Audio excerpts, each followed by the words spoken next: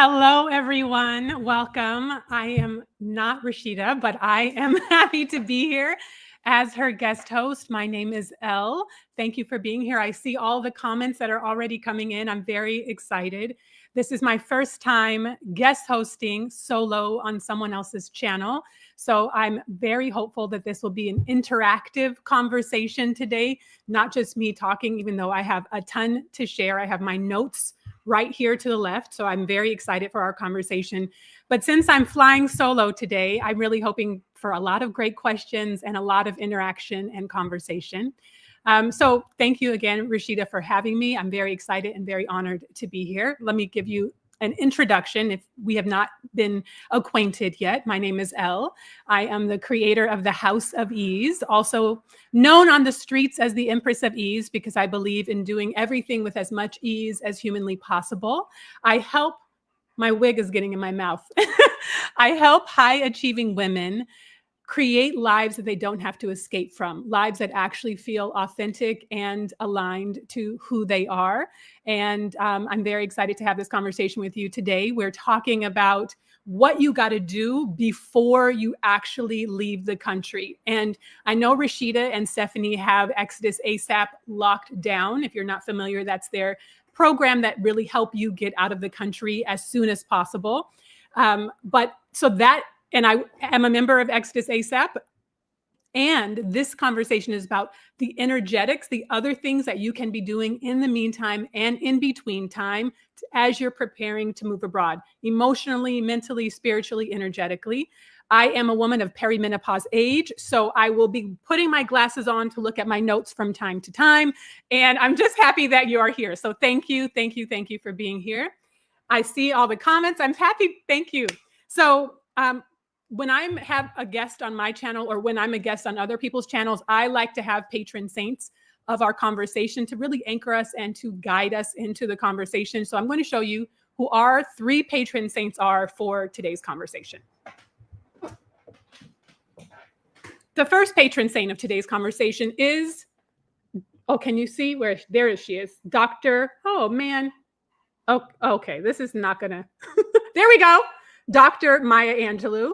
And I have her as part of our conversation today because she not only was a groundbreaker in terms of poetry, in terms of writing, in terms of so much, she was also a master manifester, a creator, a visionary. She knew what she had to do to get from point A to point B, and through so many areas and ways in her life, and modeled that for us so beautifully. So she is always in my conversations as an inspiration and a guide.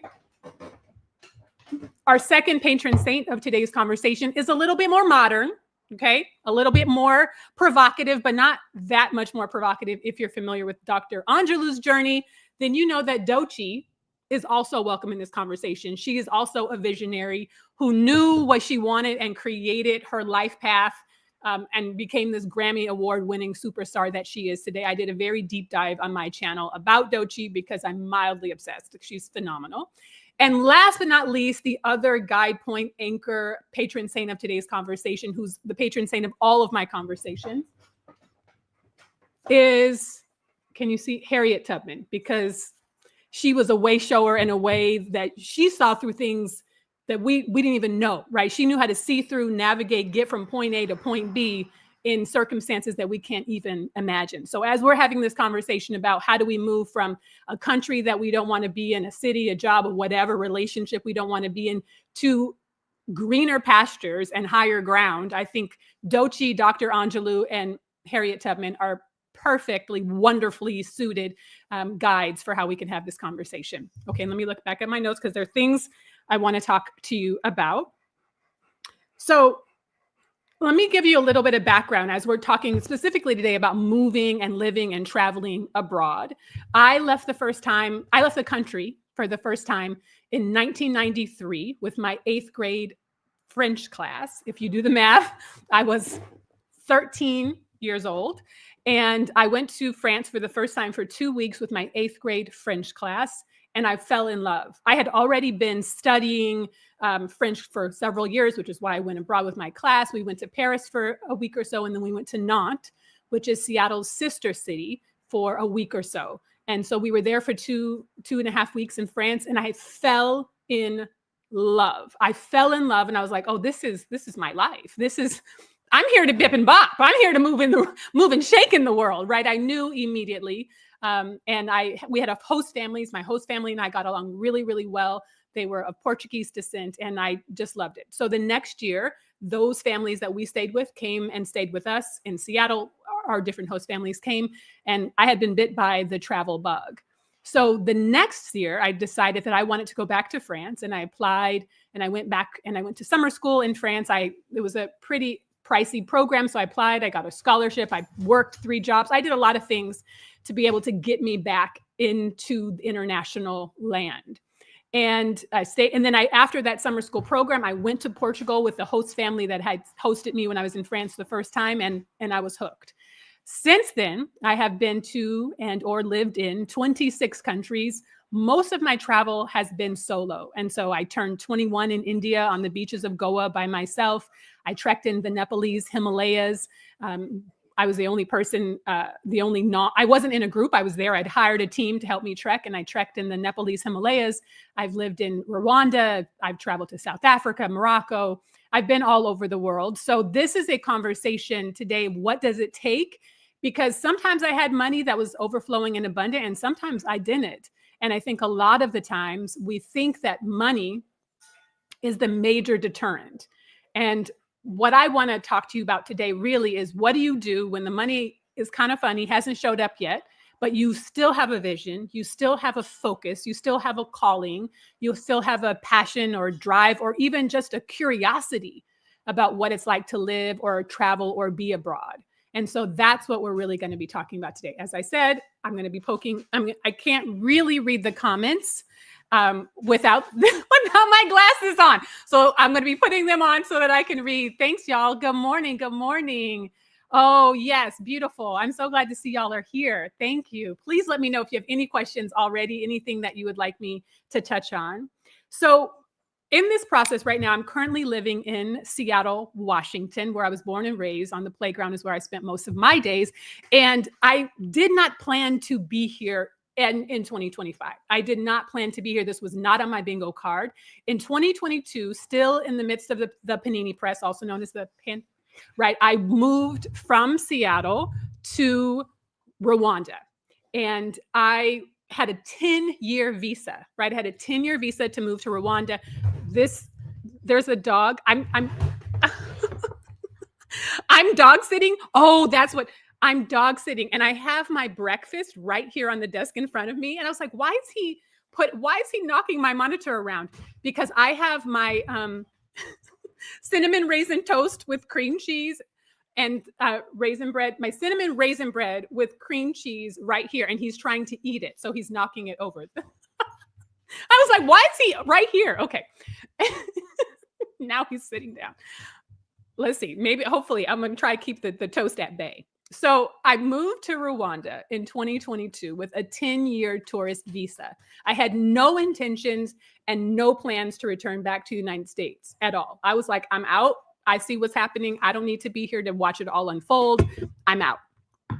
And I was there for 8 months, and I had a medical emergency that required surgery. I'd had hospitalized medical care in Rwanda several times and needed surgery. And so I was like, I'm not going to risk it over. I mean, not risk it. I'm sure it could have been fine, but it was a surgery that needed to go very well. And I did not want to do it in Rwanda. And so I came back to the States. And so I came back to the States, had the surgery, and I've been back ever since. And so that's what I mean when I say I did not plan to be back. It literally had a one-way ticket to Rwanda and a 10-year visa. I had no plans. And so that coming back took a lot of financials, money. I had to start a GoFundMe. It was very taxing on me. And since I've been back, I've been rebuilding and restabilizing brick by brick, step by step, in order to be able to leave the country again. So I bought I was like, okay, I'm ready to go. I see the tides are turning. And last year, October 30th, 2024, I was like, okay, I'm ready. I'm going to leave in January. And I purchased a one-way ticket from Seattle to Bangkok, leaving on January 30th. I had a subletter lined up to rent my place who had already been here, right? They had already rented, sublet for me. And I was like, okay, good. So they were going to be here for a year. I had a new contract that was set up so that I was going to have another source of income coming in addition to my business. Because one thing I learned in Rwanda is the value of multiple streams of income, particularly when you're abroad, because you don't really know if things are going to happen, right? I didn't know I was going to have a medical emergency, a medical crisis, and have to return to the States for very important surgery. I didn't know that, right? A life-saving surgery, right? I didn't know. I couldn't, that was also not on my bingo card. And so I'm like, okay, I need to have multiple streams of income. So I had my income coming from my subletter. I had my income coming from this contract. And then January rolled around and my subletter lost their job and wasn't going to be able to come and sublet from me. And the contract that I have literally just ghosted, just stopped responding and was out. And so I had to go back to the drawing board. And sadly, because it was not, as I said, I had no plans on being in the States in the first place. Sadly, I had to cancel my ticket. Now, thankfully, the airline, Qatar Air is the airline my flight was on. I still had a credit with them. But I was like, okay, I need to really stabilize my finances. I really need to really stabilize everything so that I can leave the US and be abroad wherever I decide to go and know that I'm well taken care of, know that I'm well resourced and well supported financially, because I'm not going to do any of the things that I had to go through coming back from Rwanda again, right? I'm not going to do another GoFundMe. I'm never going to do that again. So I needed to approach it from a different angle. So that's what I've been doing for the last, since I got back to the States, really scheming and dreaming and plotting and planning and figuring out how to go abroad. And I would like to announce very proudly, very, very excitedly, that yesterday when I was watching Stephanie Perry's marathon live as she was waiting for the movers to come in and bring her bed yesterday, I bought my one-way ticket back to Bangkok. So I'm leaving officially now on October 1st. This is the first time I'm sharing it publicly. I'm leaving. It's official. So I'm very excited about that. And so the conversation today really is about, what do you do in the meantime, right? How do you hold your energy? How do you hold the frequency? How do you hold the vision when life be lifing? Right? Life is going to have ups and downs. Things are going to happen that we don't predict. Things are going to happen that we don't anticipate. And my focus has never wavered, right? My focus has never wavered, even when my bank account did. Okay. Even when my income wavered, my bank account, my vision did not. Even when my bank account was wibbly wobbly, even when my money was not doing the things I needed it to do, my vision did not. My focus did not. I knew I was going to get out of here. I knew I was going to go. And every conversation I had, everything was about the focus, right? The focus. I was anchored. I was deeply rooted in that was non-negotiable. In other words, I didn't take my bank account or lack thereof as a sign, right? That was not an indicator for me that I was on the wrong track, that I needed to do something different. It was just really an indicator that I needed to focus and double down. I needed to really lock in. Not just logistically, right? Because I'm going to do what I got to do logistically. I'm going to research. I'm going to watch the videos. I'm going to figure out, I'm going to join the Facebook groups. I'm going to look for the lowest price ticket. I'm going to do all those things.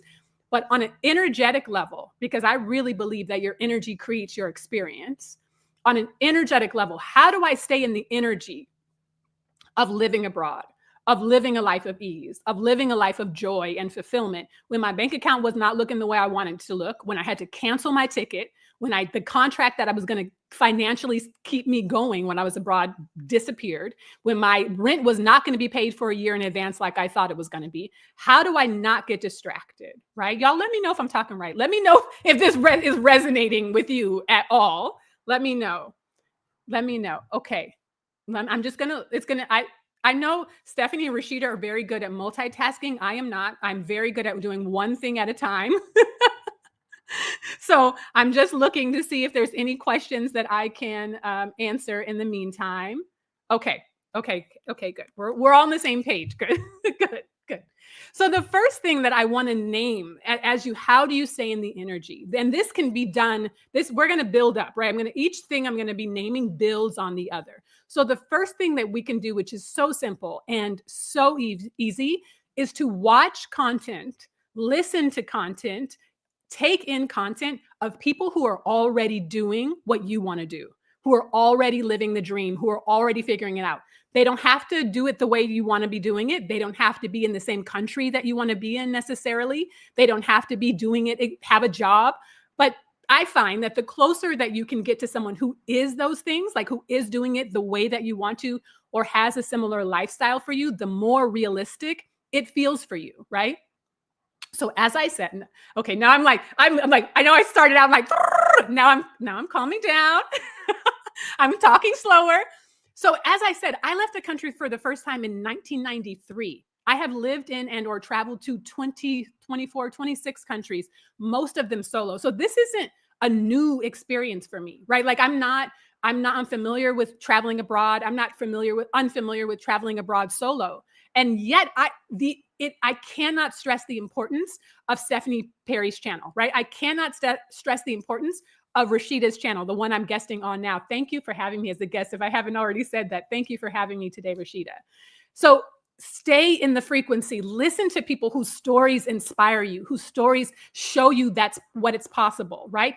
For me, it's very helpful that both Rashida and Stephanie are solo women out here in the world, right? Because it's a very different energy for me as also a solo woman. When someone's married, I'm like, okay, that's no shade, but like our experiences are just going to be different. So to see solo women of my age, Rashida and I are literally a week apart, born the same month, same year, 1 week apart, right?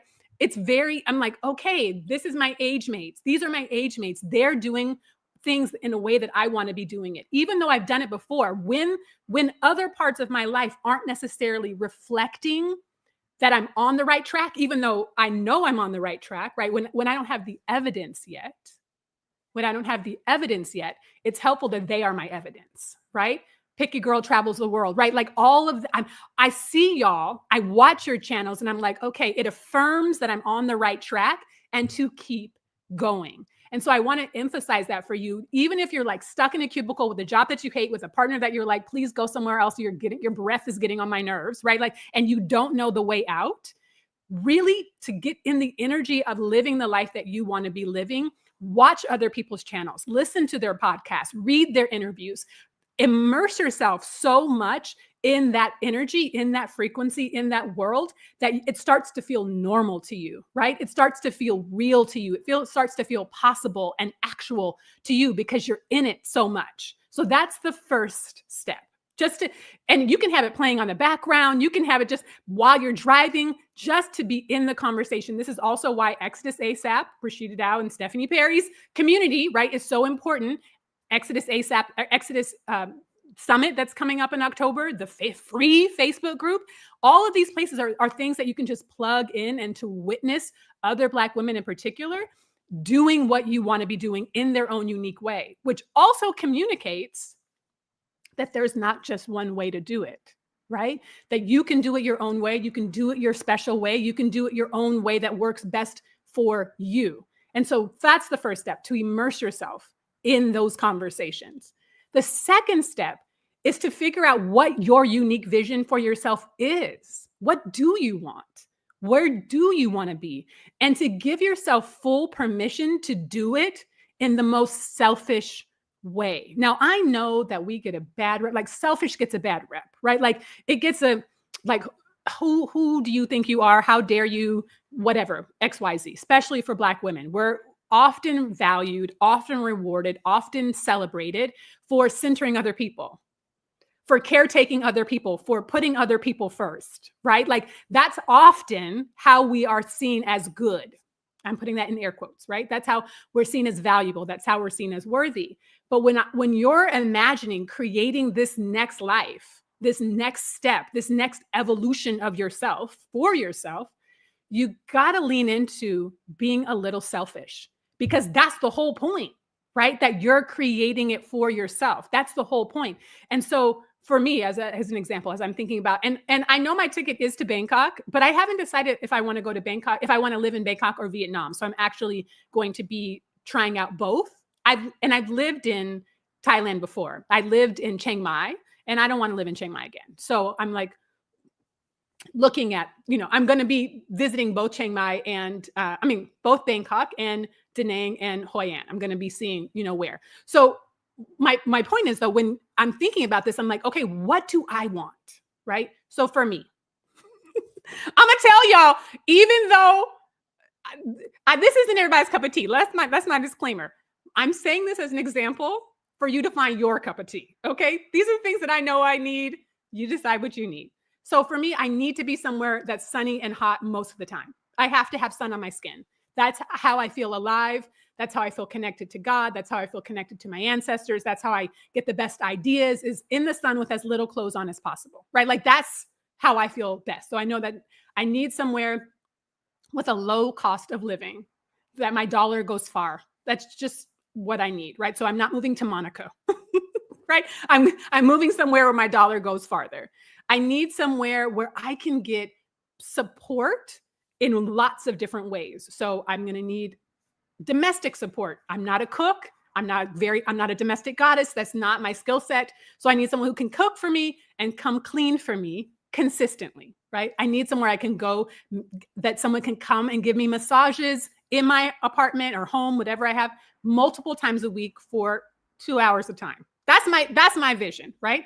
That it's also regularly, this is why it has to be financially accessible for me, right? I need somewhere that I can have a relationship with locals, where I don't feel like an outsider all of the time. So in Rwanda, hot and sunny most of the time, walkable and easy, warm and friendly people. But in my experience, it isn't a very invitational culture, right? And so that meaning that I was on the outs a lot. People were friendly, but it wasn't like, let's come over, let's connect, build a relationship. That wasn't accessible for me in Rwanda for many reasons, right? I also need a strong and or active Black expat community. This is where it has to get real specific, because I said this about Rwanda and some of it was true, but some of it was not. So what I said going to Rwanda was I need an active Black expat community. That is true. That was active in Rwanda when I went there. But how I've had to refine that since experiencing it in Rwanda is I need to be somewhere that has an active Black expat community with single Black women who are my age mates, right? Because as an example, in Rwanda, there is an active Black American community, and most of them are married, and most of them have kids, or most of them are there with a parent or a partner or somebody. And so they're already in their units, which makes it harder for me to be a part of it because they're already kind of self-contained. And then to be in a self-contained culture, I was like, oh, I need people who actually want to hang out, right? Who want to be making friends or don't necessarily come with their community or family in tow. So these are the kinds of things I could go on, because as you can hear, I'm very specific, right? Like I know what I want. I know what I need. So this is what I would encourage you to do. Like really make an exhaustive list. Nothing is too small. Nothing is too minuscule. Nothing is too arbitrary. All of it is actually relevant and important to you. Begin with your master list. And maybe you're not going to get every single thing on your list, right? Maybe you'll have to be a little bit flexible or a little bit agile with some of the things, but make a master list for yourself so that you can, again, be in the energetics, be in the energy, be in the frequency of what you want, because we live in a gorgeous, big, expansive, massive world. This planet is incredible, right? This planet is phenomenal. And so there may be countries or corners of countries or places that you may not even be thinking about necessarily, but that totally match what you're looking for. But this is also why it's important to make the exhaustive list and not begin with deducing it down to just the nuts and bolts and nooks and crannies. I'll give you another example. I went to Cuba by myself, what I like to call illegally, not illegally, illegally. Was it legal? Was it not legal? We'll leave that up to nobody, because it's been a while now, so we don't have to leave it up to nobody. But I'll tell you how I got there, and then I'll tell you how that fits into this conversation. So I was like, I want to go to Cuba. We live on a planet. No one gets to tell me where I can and cannot go on the planet. I'm going to just figure it out because it's a planet. It's the only borders that exist are the ones that humans made up. And so I'm going to just work around them. So So I hired a Canadian travel agency to get a visa. And then I flew through Jamaica. No, I flew through Mexico on a Russian plane to Havana. It worked. And my visa was not attached to my passport. And so when I got there, they just took the visa and it just looked like I went to Mexico. So I was there. I was there for 3 weeks and do not speak Spanish, did not know anybody for real. I knew people that my friends knew who they connected me with, but I didn't have any relationships with. And I had an amazing time in Cuba. Cubans are warm and are invitational. I got invited to parties by perfect strangers. I crashed parties because people were like, come on in as I'm walking down the street, right? Not a commercial party. This was an actual just gathering, right? I had the best time. I loved Cuba. If it met the other things on my master list, I would move to Cuba tomorrow because of the social culture, because of how nourishing it was and how connected I felt to people and how warm and invitational they are. But the other things that I named, the things that other people might consider arbitrary, like getting a massage multiple times a week, or having that kind of domestic support that I really need, or having more economic flexibility because it is a communist country, right? There are other things that don't match what I need and what I want and what I'm looking for. And so it's not on my master list, but that time in Cuba informed what it feels like to be somewhere where I am welcome, right? That is unparalleled, right? So now that I know this is what it feels like to be welcome and invited and feel connected and warm, that's kind of a standard that I hold. Now, I'm not saying that everywhere's going to feel like Cuba, but I am saying that it can't be the only place on the planet where people are warm and welcoming and invitational. So make a master list for yourself of what you want and don't discount it. Don't write it off. Don't minimize it and dismiss it. We will pare down later as we start examining, but that's step 2. Okay, I'm going back. Y'all when the glasses come on, that means I'm reading the comments. Okay. Oh, thank you. Hi, y'all. I'm so happy to see you. Okay. Can I ask that if you have a question, because, here we go. Q. That's what I was going to ask. I see you, CK. I will get your question, but that's what I was going to ask.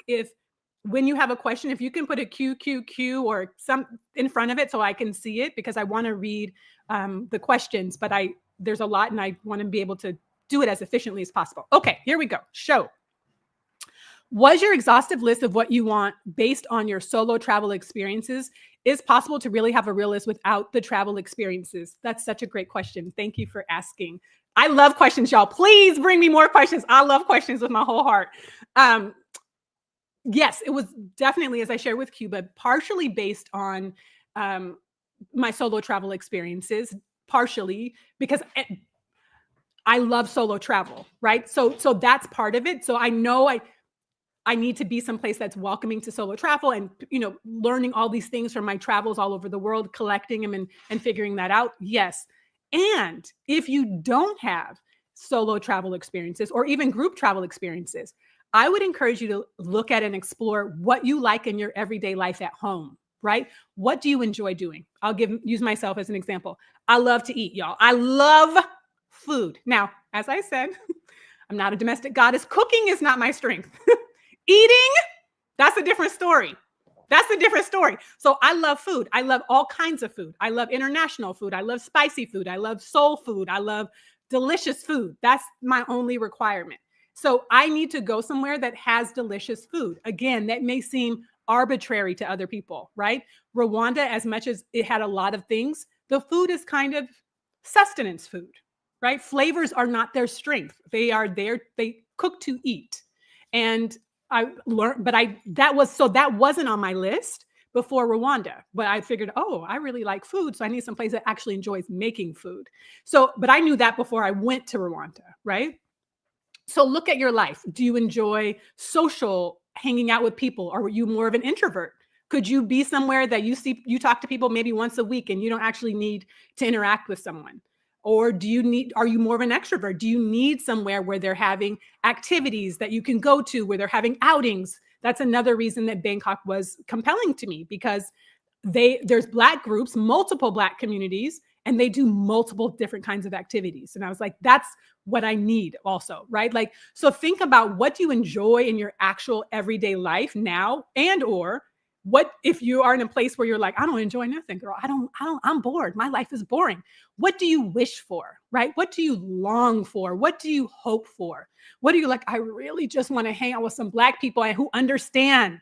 I really just want to play spades and listen to, I don't know, something, right? Frankly, Beverly and Mays, and play spades, even in a country that's not predominantly Black, right? That means you need to be looking for places that have Black people around your age group, or who understand that, who are also having gatherings, right? Like, and you can find that out in Facebook groups. You can find that out on TikTok, right? Like, there are different places that you can start. So I would encourage you to think about, if you haven't traveled solo, what do you know you like? What do you know is important to you? What do you know you value? And to start using that as a filter through which you are thinking about things as you're looking for things. Let me know if that answered your question. The classy hacker said that ain't arbitrary. I don't know what you're referring to, but I agree. Okay. Hi, Valerina. What type of visa do you have for staying long-term in Thailand and or Vietnam? So I don't have, this is a great question. I don't have my visa yet, because I'm still with Vietnam, you get a 90-day tourist visa. I think that's correct. And then with Thailand, you get a 60-day tourist visa that you can renew for 30 days. And then you have to either leave the country. Then you have to leave the country. So this is what when I go kind of to Bangkok first and for a month, and then I'm going to go to Vietnam for a month. This is what's going to determine which visa I apply for after the tourist visa. So depending on how things stabilize for me, if I decide with Thailand, there are two options that I'm looking at. Either a work visa, which means I would be teaching English, and I'm in the process of applying for jobs to teach English in Thailand. But that's not what I actually want to do. I'm just doing it just in case, right? So if I financially would be beneficial from having an additional stream of income, then I will apply for a work visa, which requires a lot of different steps for Thailand to teach, many of which I've already done, but that's what I'll do. If I don't, and I'm like, I'm set, actually. Financially, I got the streams of income. As Stephanie says, the rivers of income are rivering and they're flowing into my life, and I don't need an additional income stream, then I would apply for an education visa, and I would be taking Thai language. Because as I said, I want to also have relationship with the Thai people. I don't want to just travel to talk to and speak to Americans in English. Like, that's not how I want to live. And so I want to be able to speak as best as I can in Thai. And so if I don't have a work visa, I'll have an education visa, and I will be learning the Thai language. In Vietnam, the 90-day visa, I think it's a little bit more complicated. After the 90-day visa, I believe that you would need to leave the country again to come back and get another visa. Or to renew your visa. I think. I'm still sorting that out, and I'll have time to figure out the details of that. So it depends on which country I choose, but that's how I'm thinking about things for right now.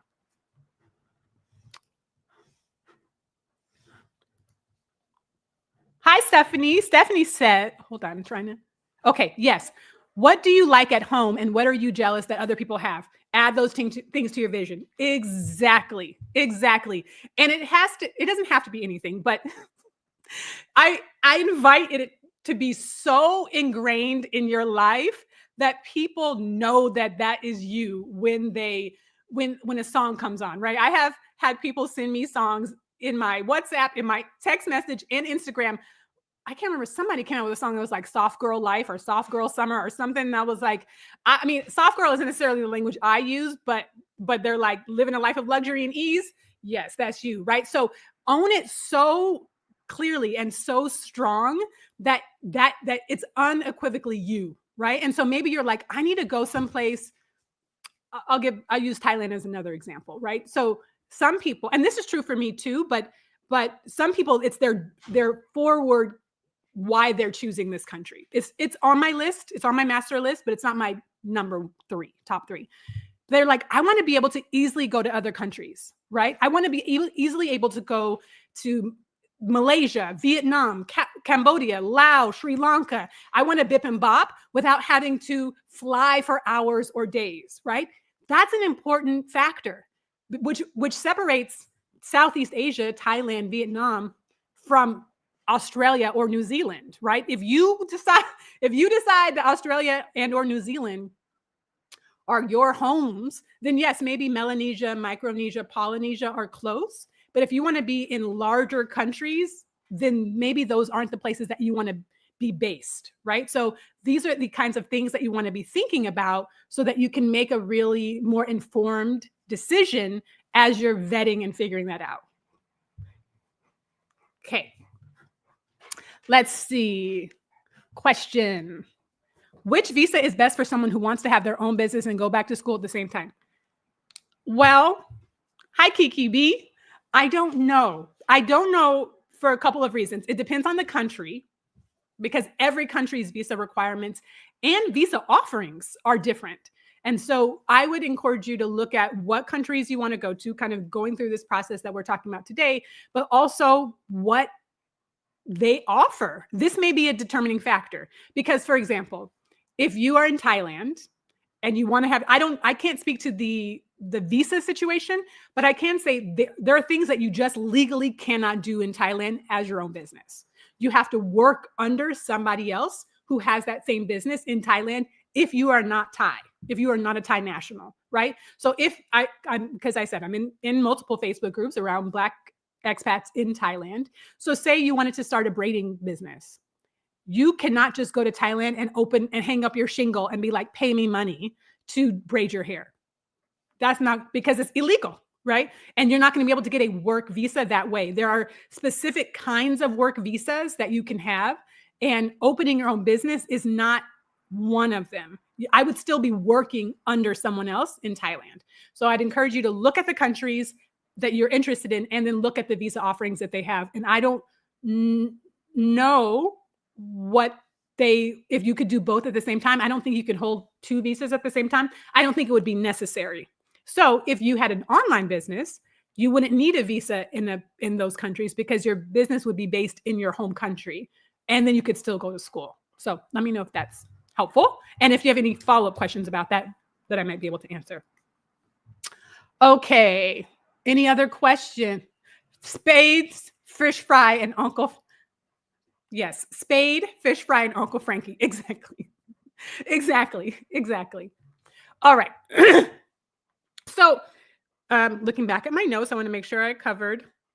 So once you've gotten through the master list and you've really given yourself full, unadulterated, unfiltered permission to ask what you want to ask of yourself, to say the things that you want to say, to really be crystal clear and super focused about what you want, then start looking and what you need, because that question about like the different visas is important, right? Maybe you need a multi-year visa. Maybe you need to be able to bring your family on your visa. Look at what are the different things that you need, and then allow yourself to think about what countries are available for that, because not every country is going to have everything that you need. And so start thinking that. Okay, so let's say we fast forward and you have landed on and found the country that you want to be in. You have found the country that you're like, this is where I want to be. If it's financially accessible, I would recommend a trip to see if you actually like it on the ground. When I went to Rwanda, I did go to visit first. I went to visit, I went to house hunt, I went to explore, I went to connect with people and see if it was something I liked. And then I also went to Zanzibar for a couple of weeks because I wanted to go to a resort on the beach and enjoy myself in Zanzibar, right? I didn't plan on living in Zanzibar, but I went there, and then I was also in Stone Town, which is mainland Tanzania. Go and see if if you can, this is the caveat section, right? If it's financially accessible, go and see if it's something that you actually want, because the experience in reality may be very different than its PR online. So, and you got to see if it resonates with you. As I said, as I've been saying, Bangkok and Vietnam are where I'm thinking about, right? And yesterday I went down a YouTube rabbit hole where I was watching these videos about how dirty different parts of Vietnam are. If y'all were in Vietnam or have been there before, if you went with the Exodus group in February, if you've been before, I'm really only looking at Hanoi and Da Nang. So please weigh in if how clean or dirty those are in the comments. I would love to hear your thoughts. But I was like, oh yeah, I forgot how sanitation is experienced. Public sanitation can be experienced very differently in different parts of the world. I forgot, right? That's something I would have remembered on the ground had I not seen that video. So this is why I'm encouraging you that there are things that may be not even on your list that you may not realize, oh, I don't want that life. I'm not about that life until you get there, right? The first time I went to Hong Kong was in 1997, before it went back to England. Or no, before it went back to China. It was still under England's rule. And so it was a very interesting time to be there. But I didn't know, because how was I supposed to know? The public spitting. There's a lot of public spitting. That was disgusting and horrifying to me, right? I didn't know that this was something that I would have to think about or vet for. So I would encourage you to if you can, to visit, to explore, and if not, to connect with people who are already living there and ask them their high points and their low points. Like, what do they enjoy? What don't they enjoy? What are the hard parts? What are the things that no one ever talks about? What are the challenges? Ask people who are actually living there with boots on the ground, and you'll get a better real world understanding of what it's like to actually be living there, because there's some things you can't find out from YouTube. Okay. I see Angela. Hello, good morning. Have I been, or do I know anyone who lives in Palau? I do not. I'm sorry, but I do want to explore that part of the world, but I do not. Let's see. Let me see any more questions. Okay. Da Nang isn't particularly dirty than other parts of Southeast Asia. Beaches are clean. Okay, perfect. Thank you. Question. Tana Rose. What island nations have you visited close to the States? When I close my eyes and meditate on visiting places where Black people thrive, I always see trees and water. So I haven't visited a lot of island nation. When I think of island, so I can say I've been to Cuba. I've been to Hawaii. I'm trying to think of other island nations that I've been to. Australia, if that considers an island nation. But I want to say there are tons that I haven't been to, that this is the kind of researching that you want to do, right? Because I don't want to say the whole Caribbean. I don't want to make an overly broad statement, but there are a lot of places in the Caribbean where Black people thrive, and there are trees and water, right? So I would just research. YouTube is a great resource for looking at, and so is Exodus ASAP. They have tons of accountability groups and conversations with people who are moving and traveling abroad. So dig in and find it, because there are so many things out there, so many countries out there that fit this bill. So if you tell me more about what you might specifically be looking for, I can weigh in. And in the comments, I'm sure there are folks in the comments too. Anita T. Hello, Global Granny. Hi. I was in Da Nang for months. And it's dirty, and you will see rats. Okay, thank you. See, you got to ask the questions, but still go. The vibe is everything. I would have never thought I would love the place, but I will be renting there for going forward. Perfect. Thank you. Perfect. Okay. Not public spitting. I know, it's gross. Yes. Okay. Question. Let's see. Show. I'm interested in visiting another country to explore what country is a good fit for me. Is it naive of me to think that there won't be an issue re-entering the United States? Oh, DH. Can you see my hands on my heart? I understand, and I do not have an answer to that question. I wish I did. I wish I could have an answer. It's so unpredictable at this point. I don't want to contribute to any fear mongering, and I don't know. I feel like I don't know. And this is me also feeling my own awareness of why I feel so urgent to get out. Because once I'm gone, I need to not come back until so much smoke has cleared. And so I don't know is my best answer. And there might be someone else who is more informed about reentry, who has come back recently, who can speak to that. But I feel like it's a very real concern. It makes a lot of sense. And I wish I had more information to give a better perspective.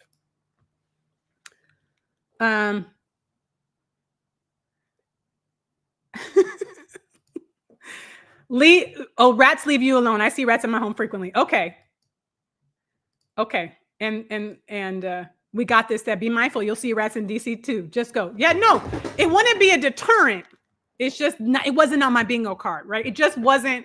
I wasn't thinking about rats until I saw these videos and I was like, oh yeah, it is dirty. There are places that are dirty and that's okay. It is what it is. I just forgot. Okay, so let's say we created the master list. We put all the goods on it. We've figured it out. We've like, this is what I want. What I want to start shifting into is holding that vision and shifting into what it feels like to be there even before you're there, energetically, embody. And this is where the embodiment practice comes. So when I can't remember who said it, but someone else said the visualization, right? Like when I see the island and the trees and Black people thriving, that is step one, right? So this is what I want you to do with your master list. Really, even if you don't know the name of the country yet, right? Even if you don't know the name, that you're like, that's where I want to be. The next step is I want you to start feeling in your body, like literally close your eyes, take a breath in, and holding in your mind's eye what that country is, what it feels like, what you love about it. For me, I'll use myself as an example. The sun on my skin is a particular feeling, right? I'm back in Seattle where I do not feel the sun on my skin for 9 to 10 months a year. I don't see the sun for 9 months a year. I'm a very solar oriented person. And so to not see it is a distinct loneliness of not feeling the sun. When I feel the sun, it's like, okay, yes, I'm mildly obsessed with sinners. This is going to be a brief detour.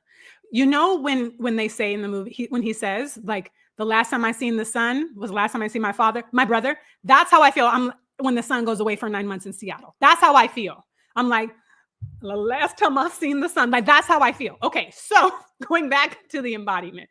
When you are in your embodiment practice, when you close your eyes and you're like, okay, this is what I want. This is how my life will feel. I want you to start feeling it in your body. Even if you've never been this country before, even if you don't have the domestic support yet, even if you're not getting 3 2-hour massages in your apartment yet, I want you to start dropping into your body, taking a deep breath and dropping into your body of what does that actually feel like to wake up in a bed that's so cozy and comfortable in a country that you visualized, and now you're waking up there. What does it feel like to have those sheets touching against your skin, right? Do you hear cars on the street or do you hear chickens or is it on the ocean? I want you to start engaging all of your senses in this practice. So what are you hearing? Let's just start at the beginning of your day. What are you hearing as you wake up before you even open your eyes, right? What's the temperature in the room? Maybe you, unlike me, love cold weather. So maybe Switzerland is your dream and you love the feeling of cold air on your skin even before you open your eyes in your room, right? I want you to start feeling. So we're going to start with touch, right? We started with sound. What does it sound like? What do you feel on your skin? What temperature, right? What do you seeing when you open your eyes and you look around your room? What does your room look like? Just the room. We're not even outside of the room yet. Like, what do you see? Is it like minimalist and clear, right? Or do you have like your favorite art pieces there? Imagine that you're now putting your feet on the floor. Is the floor cool? Is it warm? Is it carpet? Is it hardwood floor, right? Now imagine that you're getting up out of your bed, stretching, a morning yawning, and you go to the window. If there's a window, maybe you like an all black room, right? Maybe you don't want a window right there. Me, I want a window. So I open the window. What's my view? What do I see first thing in the morning? What am I smelling? Is my domestic support already made my breakfast and I can smell it? And I told y'all I like food, right? So I can smell my favorite meal being cooked and I feel so seen and taken care of because they've already started their work and I haven't had to manage a process, right? Go to your closet or your bathroom. We go to the bathroom first. What does the bathroom look like? What does that feel like in your body? So the embodiment practice I want you to really narrow in on is the feeling in your body. What does it feel like to be where you want to be, living the life that you want to live right now? So this is how we begin creating that reality here. This is how. By feeling it now before it's even shown up in the material world yet. It's somewhere. That country exists. So I want you to then, I'm not going to walk you through your whole day, but I invite you later today when we're done with this conversation to go walk yourself through this entire day. What does it feel like? Then do you get up after you had your breakfast and you showered and you put on your favorite clothes? Do you stay home and read a book curled up on a couch? Do you go out and meet your friend at a coffee shop? Do you go to language class? And what, again, going back to what does that feel like in your body? What does that feel like? What does that feel like in your body? Walk yourself through this day, like really embodying it. What time do you get home? Do you go to the club and you're out all night with some cutie or community or whatever, right? Or are you like, I'm at home at 6? Walk yourself through that day and feel in your body what that feels like, and keep returning to that feeling. And that anchors in that frequency, in that energy, in your body on many different levels. One, it helps make it more real, right? It helps make something that feels so far away, so maybe inaccessible, so intangible, it makes it feel real and anchored in the here and now, right? We can make our reality, that's how we make our realities real before they show up in the material. There's a lot of things going on in the narrative right now about living abroad, traveling abroad, all kinds of stuff that can take us out of that feeling, right? We start overthinking, overanalyzing, trying to figure out. But we got to remember that our bodies always will tell us the truth. So we have to start telling our bodies what the truth is so that when we get to that place, we recognize it. Does that make sense? When we get to that place, we're like, aha, this is the feeling. This is what I knew was coming. I knew I could have this peace. I knew I could have this ease because I started creating it when I was in the cubicle in my apartment building with people who were getting on my nerves. But I found my own anchored peace before I even left the country, before I even bought my ticket. That's how we can start getting ahead of it and not get distracted by the narratives, the other narratives that are out there. But it is a manual process, and it has to be intentional, and it has to be deliberate, and it has to be anchored in what actually you want, not what people think you should have and not what you think you should have, but actually what you want and what works best for you. And I would encourage you to return to that practice of embodiment every day. Anchor it with your breath. Anchor it with your body.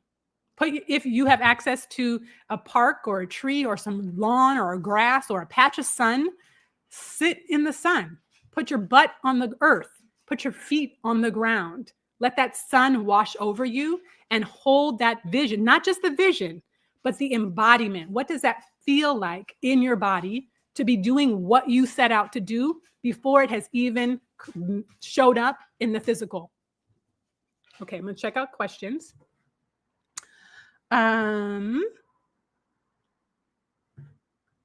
Okay. CK says, I had no issue re-entering the US via global entry. Okay, perfect. Rosalind said, if you're going to travel to several countries, do you get a visa to travel to these countries one at a time, or wait until you're ready to travel there. It depends on the country, and it depends on the length of the visa, because every country is different. So, for example, my Rwandan visa, 10 years, multi-entry. So once that was done, it's one and done. But if I was going to be somewhere else for 30 days and they only offered a 30-day visa, then you would need to get that closer to your departure or arrival. And some countries have visas that you can get upon arrival at the country. So you don't even need to get it ahead of time. But I would definitely do your due diligence and research to find out what's available and what's needed every country that you want to go to. Okay. Let's see, any question? Okay. So thank you, Classy Hacker. Thanks for the visualization. I totally feel the vibes in my perfect for me country. Perfect. So this is the other important part, because as I've mentioned Exodus ASAP several times, it's a phenomenal community. They are doing amazing things. Rashida and Stephanie are doing amazing things over there. All of this plays together, right? You have to know what you're going to do with all of your things, where you're going to go, your budget. You have to know how long all the things. And you got to be in the energy that you want to be in starting now, so that when you get there, it's a smooth transition. My mother always says, wherever you go, there you are. And this is crucial. This is why shifting your energy now is essential for thriving when you're abroad. Because if you're a complainer now and ain't nothing right and ain't nothing gonna be right and everybody's doing everything wrong now, I bet your bottom dollar, even if you find the country that you want and you get a visa and you find everything there, wherever you go, there you are. That same attitude is going to be right there, because no country is going to save you. And I'm not saying that there aren't other countries that are better. There are, right? There are countries that are better. There are people that are better. There are cultures that are better. There are places that you're going to have more humane treatment than the United States, unequivocally. And if you are in a place right now where everything feels like, I'll say, everyone is against you, where you can't get anything right, where no one has your back, until you start shifting that energy, you are going to find that same experience wherever you go. Even if people are the nicest people in the world, if you feel like everyone is against you, you're going to find everyone to be against you, or more people to be against you where you go. And so the energy of shifting into, I forgot this. This is the important, seals the deal. KISS is appreciation, is gratitude. And so when you're in that vision, when you're in that frequency, get into the appreciation of having that, right? Get into the gratitude for having that, and then work backwards. Work backwards. And by that, I mean, what are you appreciative of your life right here and right now? What are you grateful for in your life? Even if you don't like your job, even if you're ready to go, even if you don't like this country, even if you don't like even if all those things are true. I'm not saying gaslight yourself. I'm not saying we pretend. I'm saying that even if all that's true, even if your partner gets on your nerves. And so we're not faking anything. I'm not saying pretend. Maybe you find something that you are appreciative of right in your life. It could be what you might consider the smallest thing. Again, arbitrary, right? Maybe it's like, I'm grateful that I have a bed to sleep in. I'm grateful that I have food to drink. I'm grateful that I have clean water, right? Maybe we start there and then we build and we build, because that is actually what's going to fuel that energy shift, is your gratitude and your appreciation. I feel like gratitude is too charged. So let's not say gratitude. Appreciation. What do you appreciate about your life, right? What do you appreciate, even if the circumstances aren't exactly what you want? Feel free to share in the chat. I'd love to know what you appreciate about your life. That is what's going to sustain you, so that when you get in the practice of appreciation, even when the circumstances don't look picture perfect, even when everything doesn't tick every single box all of the time, when you start appreciating the things that you do like, you see more things to appreciate. What you appreciate appreciates, right? Like that's the practice. So that because we know this country is a mess in a lot of ways. We don't have to go there. It is. And there are still things to appreciate. I'll give you one of my favorite things. I'm obsessed deeply, wholeheartedly, unapologetically, forever and ever, amen, with Black American culture, being a Black American. I love us so much. I'm obsessed with us. So when I leave, I miss us. I miss Black American community. We are something special, right? I miss my people when I leave the country. So I appreciate us. When I'm here, I soak us up. I soak us in as much as I love us so much. Now, if I'm in Thailand and Vietnam, as I said, it ain't gonna be like here, right? But it's still something I appreciate. That appreciation, even in the midst of all the cuckoo for Cocoa Puffs that's happening in this country right now, I appreciate us, right? That's not dismissing, that's not gaslighting, that's not minimizing any of the insanity. But I can root in that, and that ripples out. That informs, that makes me smile, that lights up my life. That is the energy that I can carry forward. So that may be for you, resonate with you. That may not resonate with you. But I would encourage you to start seeding appreciation into your life as well as you're preparing to move abroad. Okay. What if your passport expires before your visa does? Oh, that actually did happen to me before, actually. You got to get,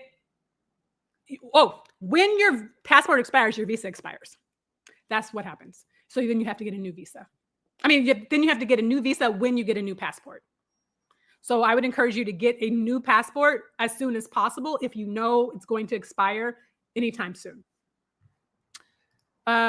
Okay, y'all, let me know if you have any questions. Any information on moving to Beijing?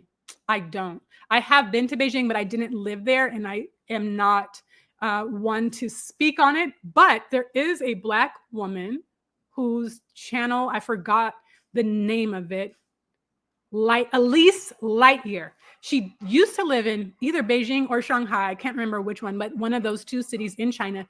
Now she lives somewhere else, but she teaches in China, and she talks a lot about living and traveling in China. She's been there for 8 years, I think. So her channel might be worth looking at. Elise Lightyear. She has a lot of information on there. Okay. Did you learn any new languages in traveling to these other countries? I did not. I speak French, but I did not. I have not. This is why learning Thai is, if I go to Thailand and decide to stay there, is important to me, because I want to be able to at least be conversational and be able to communicate and exchange with folks. I agree. Appreciation is really underrated. Yes. Yes. Okay. We got some appreciations. Everything, Lisa, to be here. I'm glad you're here too, Lisa. And our hairs match. You got pink hair. I got a pink wig. I'm obsessed with pink hair. I don't know why. It's my thing. Okay. Classy hacker. I appreciate the F out of having a hot water shower, a Black folk community for when I actually want to socialize, my comfy bed and sofa, money in the bank, good fridge in my fridge, my balcony, and so much. Amen. Thank you. Yes. Yes. Renee said the shenanigans are not going to prevent me from setting myself free and traveling and enjoying my life. Yes. If they stop me at the border, somebody else could drive the city bus. I hear you. Okay. I retire in 8 months and I'm already mentally where I want to be. That's my focus. Love being in the mindset of what the next chapter of our lives will be. That's right. That's right. Any other appreciations that anybody wants to share? So I am or any other questions for me about really anything, please let me know. Let's see. Tana Rose said, I appreciate peace and quiet. Exactly. So this is actually very helpful for me, Tana, because if you let your appreciations list inform your master list, right? Like we're thinking about the master list of what we want from the country, where we want to go, what we want to do, what we want to experience, what we want to see, how we want to do it. But peace and quiet is a very important thing. If you know that's what you appreciate, then Havana, Cuba may not be the place that you want to spend an extensive amount of time. it's peaceful energetically, but it's not a quiet place, right? So think about that as you list out your appreciations. Add that to your master list of like what else you want to be looking for, and then continue to deepen into your appreciations, because the more you deepen your appreciations, the more things that you will kind of see with a more fine-tuned and refined lens for what you want in your next place or your next country. And as you start to appreciate what you already have, that will expand that frequency, expand that energy of appreciation. What you appreciate appreciates. I know it's very simple and incredibly corny, but it's also very true. Okay, I need some water. Talk amongst yourselves. Okay.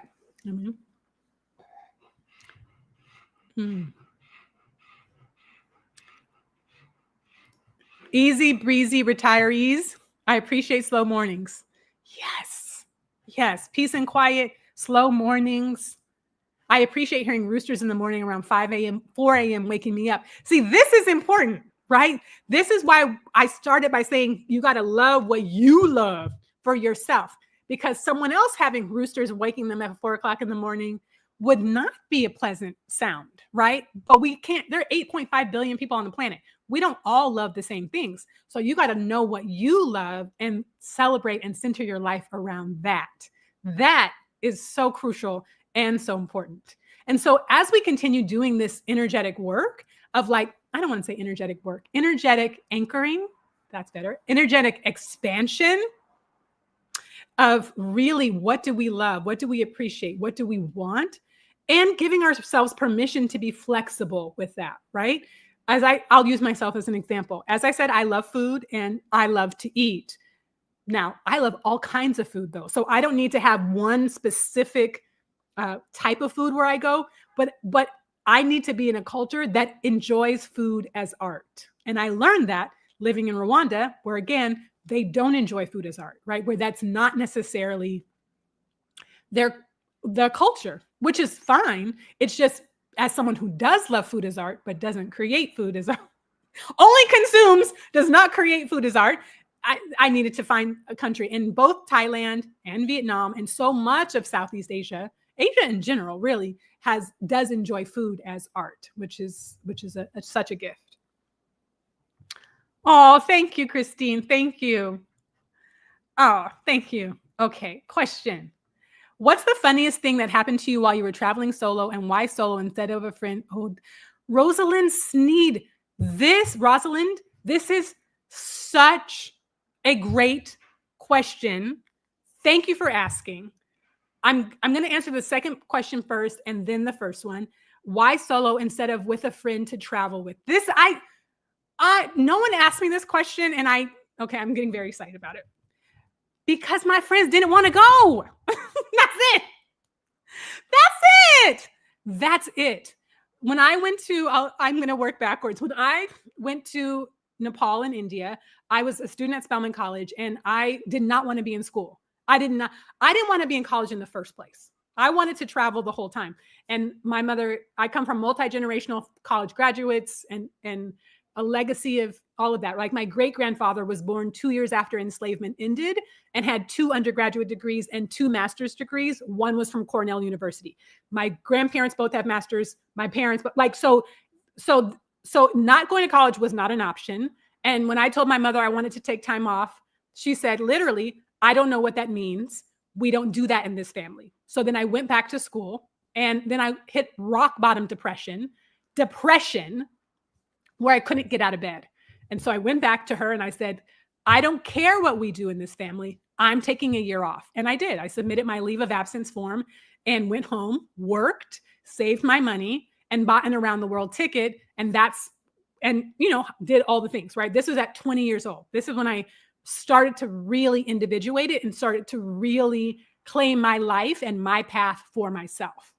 Now, my friends, most of them are also on this same trajectory that I had been raised on. So most of them were all in college. When I was like, anybody want to go to Nepal? First thing they were like, where's Nepal? Then they were like, no, we are trying to graduate from college and have careers and do our lives. What are you doing? So no, when I started traveling solo, no one wanted to go with me. And I realized that one monkey don't stop no show. Like I wasn't going to not do what I wanted to do because other people weren't doing it. So I just was going to do it. Like I said with Cuba, right? Like it's a world, it's a planet. I want to see it. I'm going to go, right? And so that's the same thing with what traveling solo. That was the first beginning. But as I continued traveling solo, because I would still be like, y'all want to go to Belize?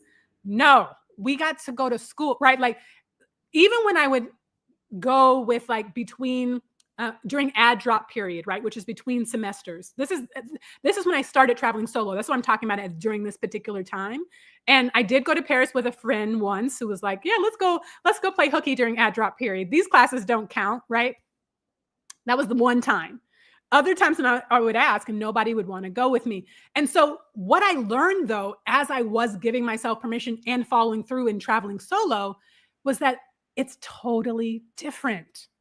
I talk to more people because I have to. I have to ask questions. I have to get help.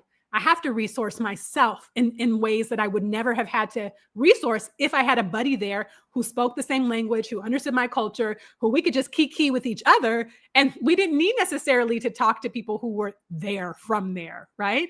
Now, I'm a social introvert. And by that, I mean, I love people, but I am an introvert. And so I'm going to talk to strangers all the time. Like I'm just social that way.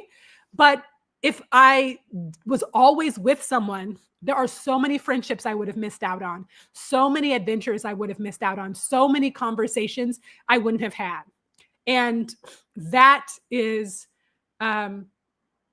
why at the end of the day, I still continue to travel solo and quite frankly, stopped asking people to come with me because I wanted to have new adventures. Now I'm still open to traveling with people, but they have to have still an open-minded they have to be open-minded, right? I don't want to travel with people who want to recreate America abroad. That's boring to me. If I wanted to be in America, I would be in America. I don't want to travel with people who only want to talk to Americans or who think they're better than the people of the country that we're visiting. And sometimes people have those kinds of attitudes, not all the time, but it's important to me to have people who are curious and open-minded and adventurous and also comfortable doing things separately. So who don't need me to be their buddy, right them with them every step of the way. And yeah, that is one. And the second part of that question with a friend to laugh with, I make friends to laugh with. That's the other thing. I make friends and the other thing I think this is more is that everybody doesn't like to travel as much as I do, right? This is what I've learned, right? I've had people back out in the last minute. We had plans. I had plane tickets. We had hotels booked. And then this happened one time. And I was like, planning a trip with someone isn't that great. So this was a birthday trip from Seattle to Vegas. And we had this whole shows thing planned. They were coming from Atlanta. I was coming from Vegas. And I do what I say I'm going to do, right? I'm a woman of my word. And I was excited. And maybe a couple of days before the trip, they were like, you know what? I never bought my ticket. I'm not coming. And I went anyway and ended up staying in a hostel instead of a hotel and bipping and bopping, exploring, adventuring. It's my first time to Vegas. And on the morning of my birthday, I woke up in the hostel across the bed, the room. There was like a dorm room. Maybe it was 2 beds. I don't remember the details, but I woke up. There was another woman in the thing. We were chit-chatting. And I was like, yeah, today's my birthday. My friend who was supposed to be with me backed out. We spent the entire day together and we're still friends on Facebook. She spent my whole birthday with me, going to all the things I wanted to go with me on my birthday in Vegas. And we spent the whole day together and it was wonderful. And she's Australian, right? She was also on a solo adventure. That's the other thing. You will meet solo adventurers when you adventure solo. I want to tell you a second story. This is about when I went to Belize and none of my friends wanted to go. And I arrived from Atlanta to Belize City, met this white girl from Colorado. We were on the same flight. I think we didn't start talking until we were at baggage claim. We ended up she was just there traveling solo. She was going to go woof, which is organic farming. She was going to be volunteering on an organic farm in the south of Belize. But I was like, I'm going to go to the Keys. I'm going to go to the islands. I want to go to Dangriga. I want to meet the Garufinas. I want to go to the jungle. Like, I had my own little loose itinerary. We ended up spending the entire 10-day trip together. Literally, we arrived on the same flight. We left on the same flight, had a fantastic time together, and have never spoken since. I don't even remember her name, right? But my trip was so much better because I had someone fun to share it with. I was going to go anyway, right? And so I want to encourage, if people are afraid or uncomfortable or unsure of traveling solo, it always works out for me, but I'm also a social introvert. So I'm not afraid to talk to strangers. I talk to people all the time. So that's just a little bee in your bonnet or bug in your ear, whatever the phrase. Okay. What's the funniest thing that happened to me by traveling solo? That's a good question. I don't know about funniest. Nothing comes to mind because there are so many things and so many adventures. I don't know. Funniest isn't a word that I think of often, but I'll tell you one of my favorite. So when I was living in Paris, I was like, oh, I'm going to go to Morocco. Morocco. Let me get a drink of water. So I bought a ticket to Morocco, solo travel, for a couple of weeks maybe. And it was rainy season in Morocco, which was cold and gray for a lot of the time, which, as we've already established, is not my favorite weather. But I went to Morocco and I was in Fez. A friend of mine had studied abroad there, so she introduced me to her host sister. So I stayed with her. I was in Fez, Essaouira, which is on the beach. I was in Chefchaouen, which is the blue city in the mountains. And I was just going by myself, solo, buses and just adventuring. And then I went, because I had researched, right? I'm like, I want to see the beach. I want to go to the mountains. I want to go to the desert. And Merzouga, wouldn't even say I'm a desert person, but for y'all who love peace and quiet, if you love stillness, Merzouga, it's not one of the busy desert places. It was so still. It was so beautiful. It was so quiet, and it was just sand dunes. Phenomenal. And in the night, you could see the sky. You could see the stars. Full night sky, pitch black, and stars. That it doesn't answer your question about the funniest, but it is one of the most breathtaking experiences I've ever had, to be somewhere so gorgeous. And I would just like walk out to the dunes and just sit in the sand where it was just sand all around.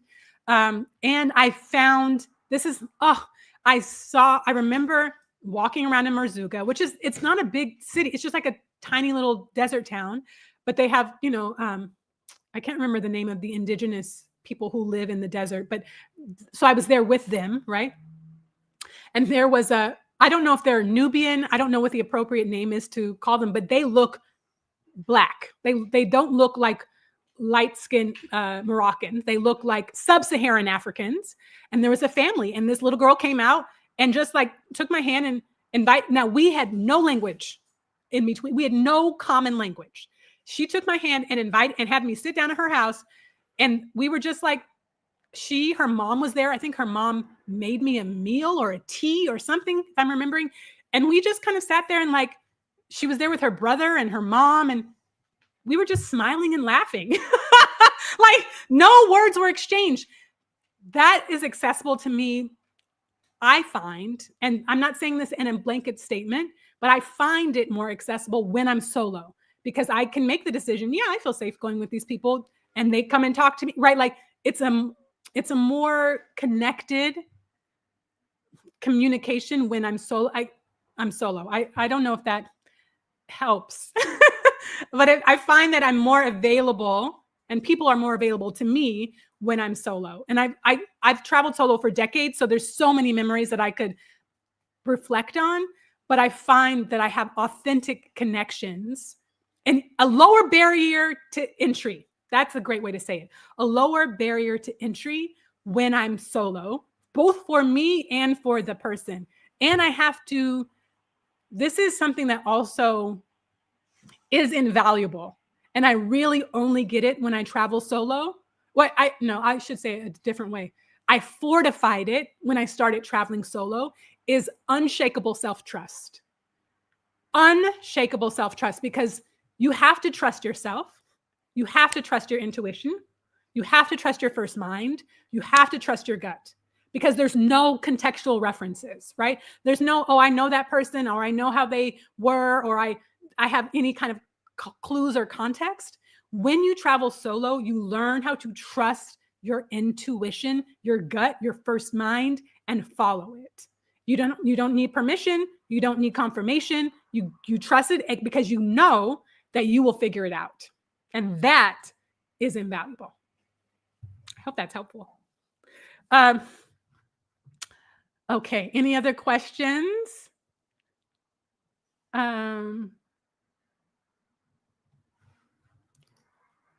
Erica De Niro, TV. I just had to reinforce this to my son. If you want to do it, do it. Don't wait for anyone to do what you want to do. Do it alone.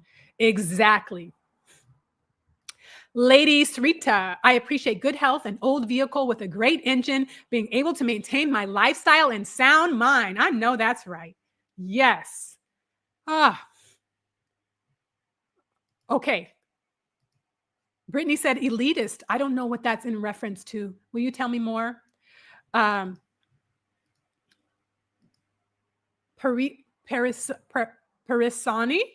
When I was in college, I started going to dinner and the theater by myself because I was missing out on things I wanted to do because my friends weren't interested or too busy. It's freeing. Exactly. Exactly.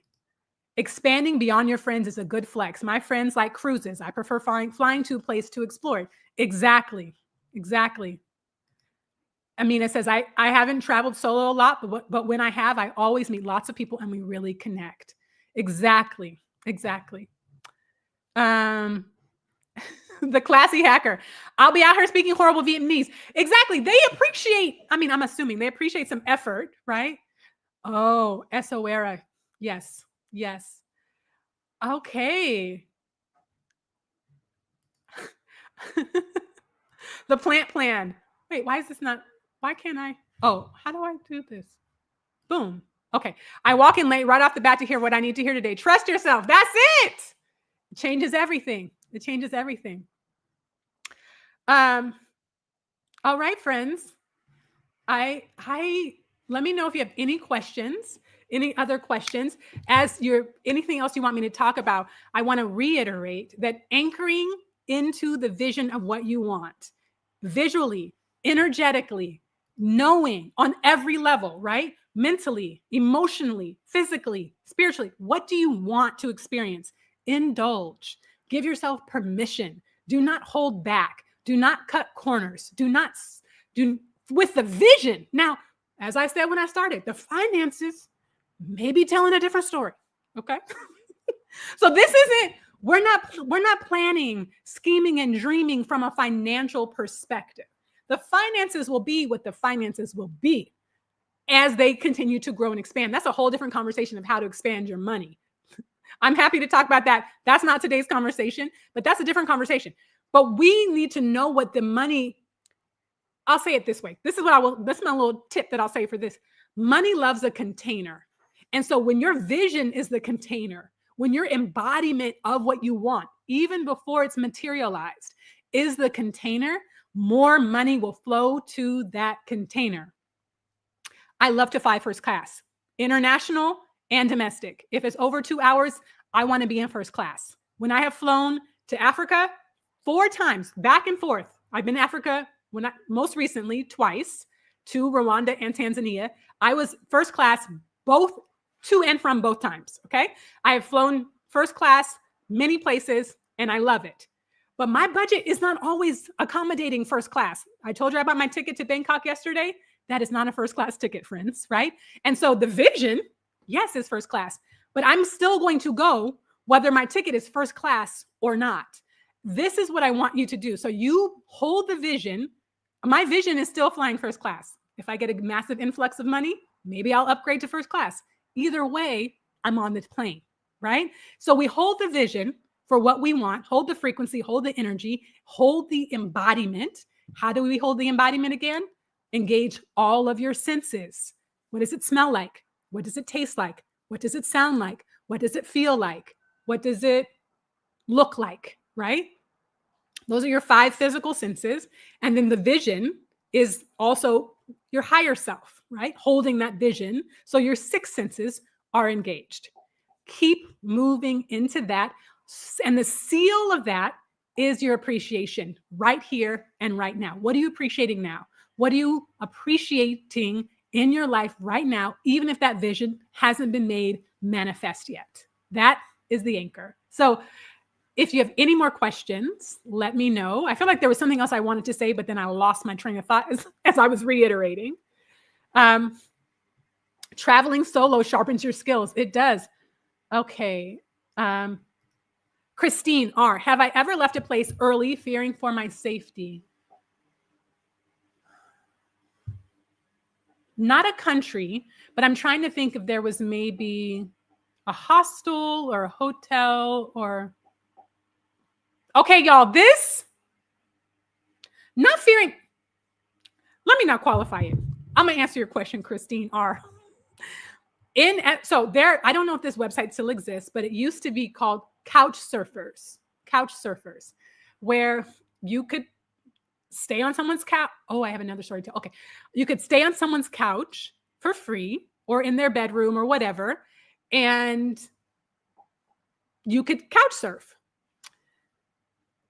In Essaouira, Morocco, stayed with a young man who, in his home, I didn't know that we'd be sharing a bed, which was actually fine.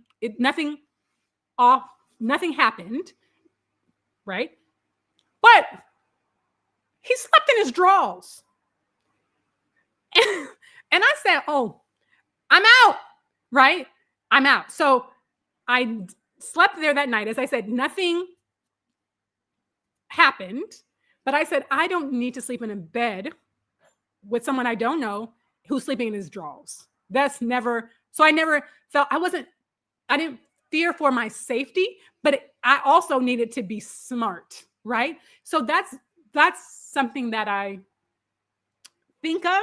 I feel I've been very well taken care of. Spiritually, energetically, I've been very protected and very covered. So I've never been in actual danger. And the moment that I noticed something was off or something was kind of not quite right, I didn't need to find out the details. I didn't need to know who sits in the what sits in the who.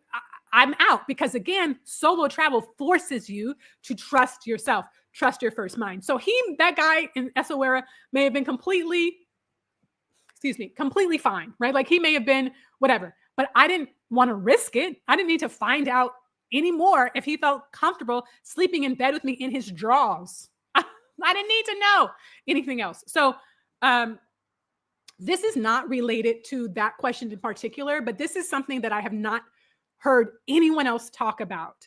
And I want to plant this seed, but couch surfers reminded me of this. So my aunt, when I was 6 years old, my aunt, play aunt, but aunt, went around the world by herself. She was in her 50s and she made a book. Oh gosh, makes me so happy. She made a book herself. And I remember she had a slideshow. Y'all remember slideshows? Like slides, right? In the basement of her church after her around the world trip. This was in the 80s. And she had a book and a slideshow. And that is, I think, what planted the seed for me to be like, oh, Auntie Georgia can do this. I can do this. Oh, it makes me teary just saying her name. So she talked about in this book, Servas, S-E-R-V-A-S, Servas. She's the only person I've ever heard talk about this. I've never heard anyone else talk about it. So I'm telling y'all today, Servas. Servas is an international peacekeeping organization that's completely non-governmental, has nothing to do with big organizations, nothing like that. It creates international peacekeeping, person to person, household to household. And so and it's still happening to this day. So this is how it works. You apply to either be a Servas, SERVAS, host or traveler, or both. And at the time, they had books. When I applied for it, they have paper books of all the hosts in the country that once you apply and you have to be interviewed and all that, they send you, tell them what countries that you want to be, what you're going to travel to.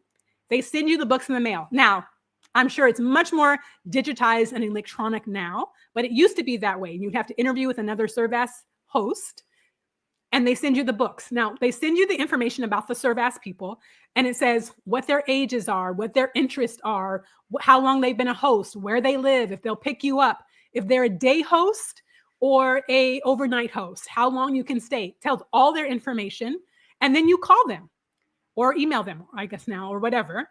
And you say, hi, I'm a Servas traveler, and I want to come stay with you. And they will. Now, this is why I also say I'm not very fear. I don't have a lot of fear. I'm not, so these things, and they've all been vetted. I did this for India and Nepal.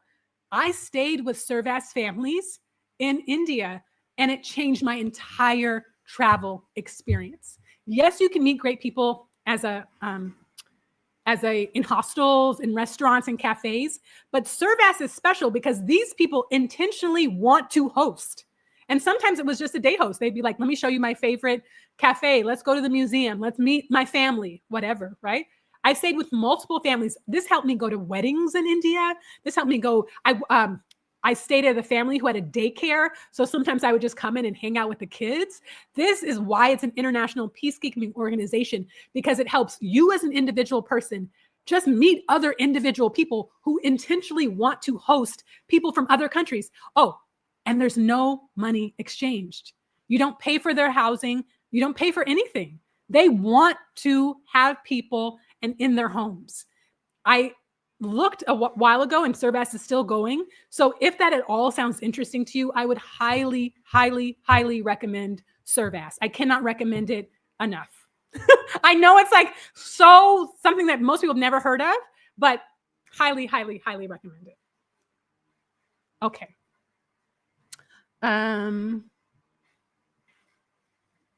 Any other questions? Is there a big difference between business class and first class? It depends on the airlines. Some have business class and first class as one, like Qatar Air has business class and first class as one, and some have different. So it depends on the airlines. Glass half full. Hello, with the cute dog. Inspiring words today. Thank you. Wondering if you have ever done work away or woofing or something similar. How are those experiences for you? I've never done work away or woofing. I've considered doing woofing, and then I realized that I don't like that. I don't like agriculture that much. I don't want to have my fingers in the ground, and I haven't done work away either. I think this is also where my social introvert part leans more. I don't want to have to be social. And I think when I work away, it's like I've seen often like hostels or where you have to be social every day. That's part of the job. That's part of the work.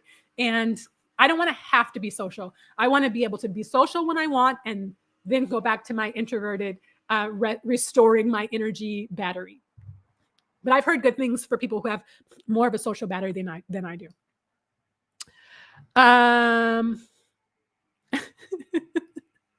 Yeah, no need to give that situation more time to escalate. Exactly. I see all y'all. He thought that would turn me on. A mess. When I tell you it didn't turn me nowhere but out of there. Not turn me out. That's it. I didn't mean it like that, y'all. Y'all know what I mean. Turn me out of there. Okay. Yeah, not interested.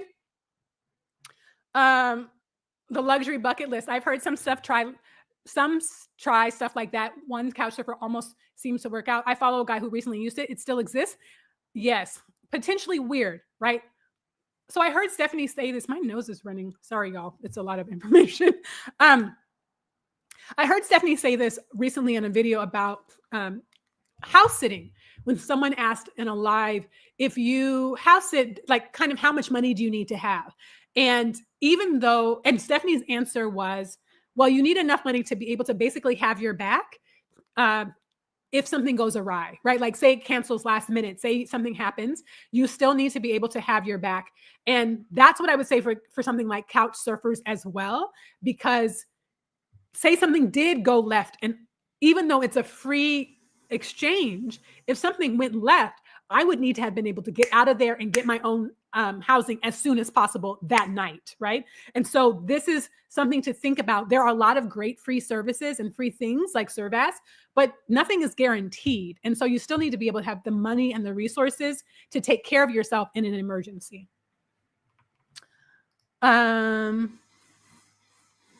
Thank you. ServeAs. Yes. ServeAs. How do I, let me see if I can find ServeAs International. Okay, here we go. ServeAs, Connecting for Peace since 1973. That's it. Okay, I'm going to put it in the chat. So there we go.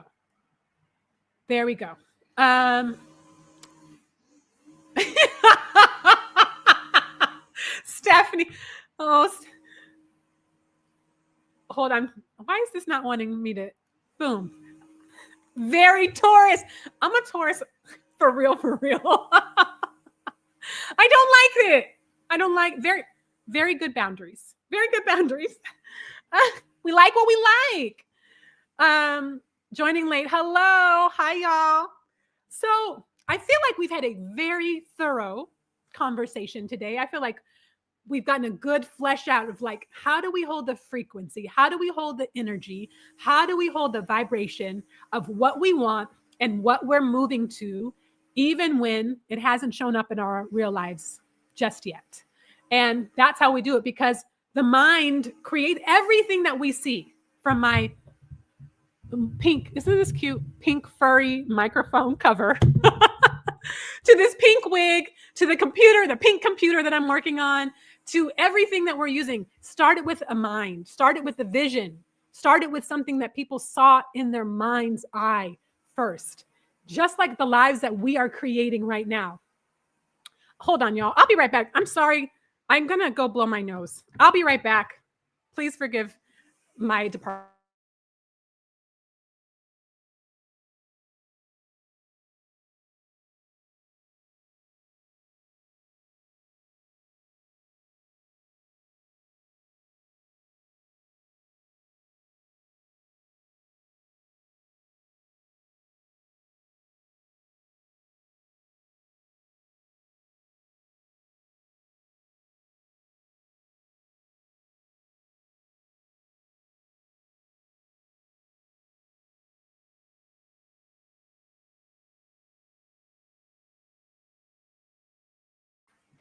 Okay.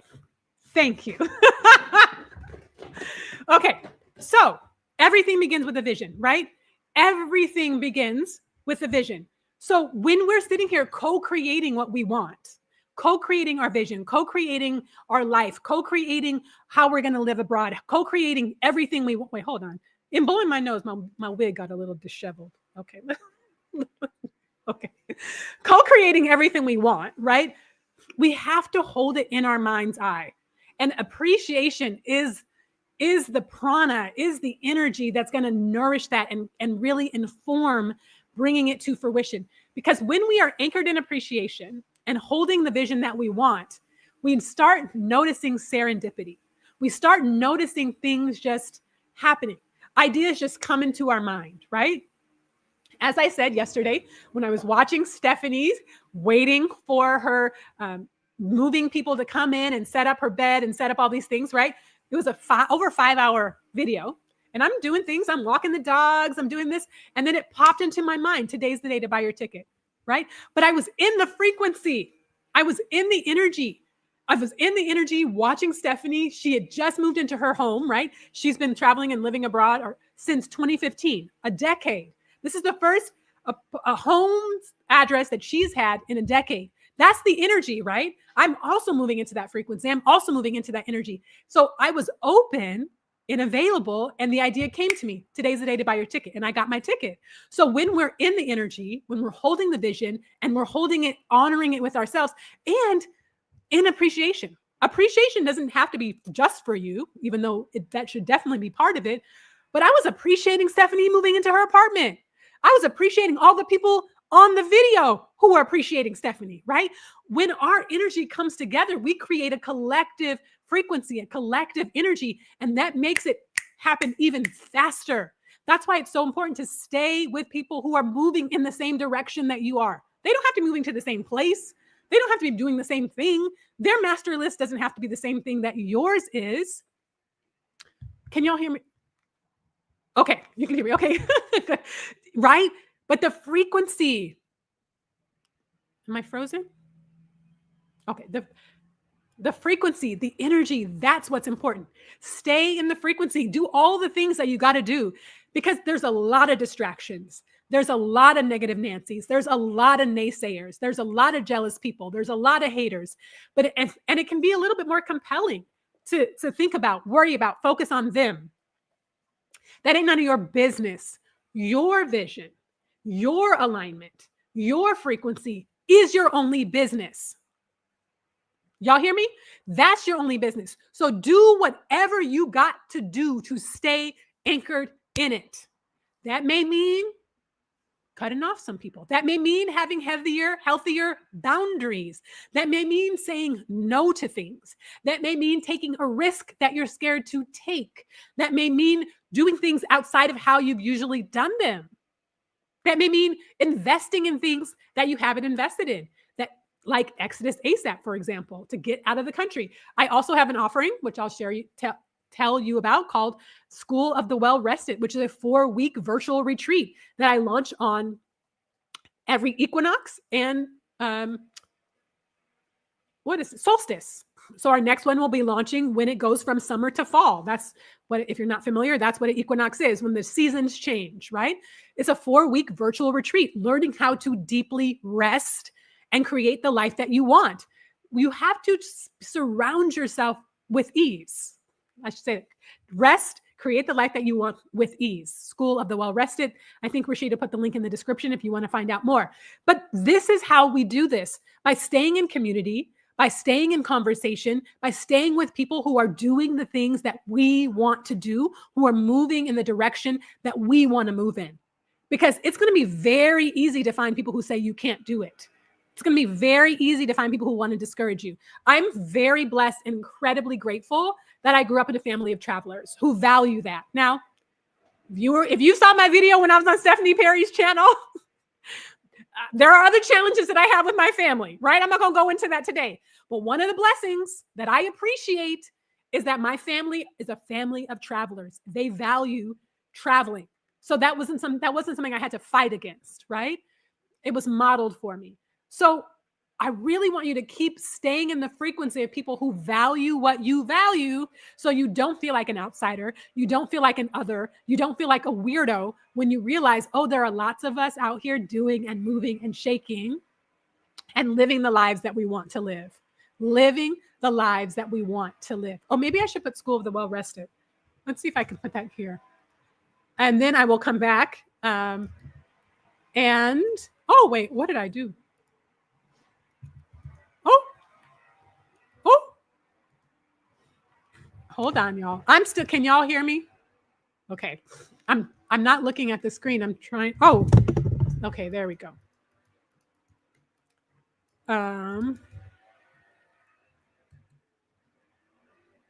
Okay. I'm going to put School of the Well-Rested in the chat in case anyone would like to join us when we start in the fall. Okay. Everything begins as a vision. Yes. Yes. Oh, wonderful. Servas. Yes. Oh, I love all the astro talk. I love it. Oh, y'all are wonderful. The mattress taco. Exactly. Get in the water. Yes. Yes. I feel like that's real Black girl magic. When a good frequency is going, we amplify it. That's exactly it. That's exactly it, y'all. This is my friend, the Plant Plan, who I met, as an aside, through Stephanie Perry's YouTube channel challenge. So please go, everyone, go follow the Plant Plan. Please go follow the Plant Plan. Yes, exactly. We amplify, we show up, we celebrate when we're in alignment. But this is why, y'all, this is why we started with what is your vision, because you got to get in alignment with yourself first. You got to get in alignment with yourself first, because if y'all listen, if you're not in alignment with yourself first, when you are in community with people who are in alignment with yourself, you're going to be a bitter Betty. You're going to be jealous. You're going to be, even if it doesn't boil to the surface. Some people it's going to boil to the surface. Some people it's going to implode. You're going to take it out on yourself. You're going to beat yourself up. That's when you start external, right? When you start like, oh, look what they're doing. Look what they got. Why haven't I? Why am I not? When you start comparing yourself, when you start looking external first, you're always going to be measuring yourself against something that you are not. This is why you start internal. What do I want? What turns me on? What lights me up? What fills me up? And you focus your orientation and your intention and your energy on that. What everybody else does is irrelevant. Then you will get in community and celebrate and cheer them on and support them, because you too are doing what you want to do.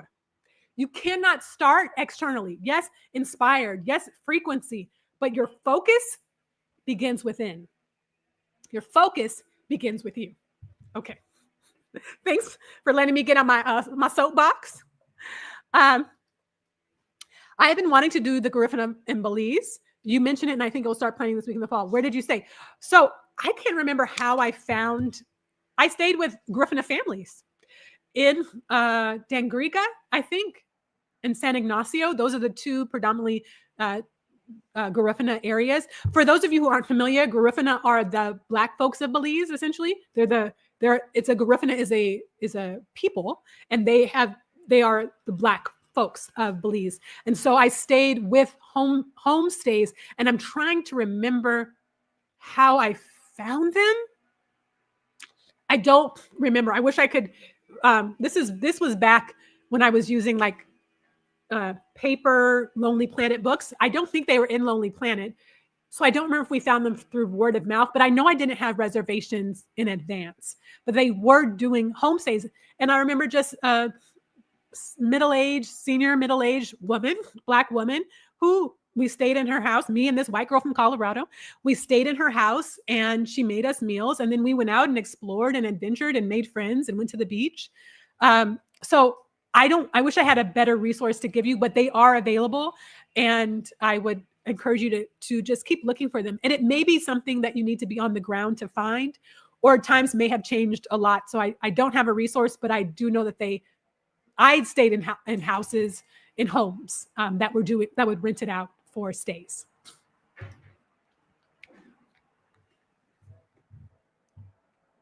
Oh, thank you. Thank you, Ra. Thanks for coming.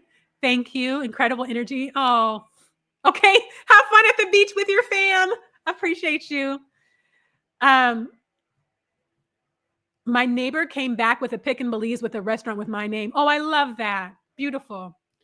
All right, friends, if you have any other questions for me, please let me know. I'm happy to be here, and I appreciate you. If you want a one-on-one call with me and you want me to help you with any kind of travel or exploration or international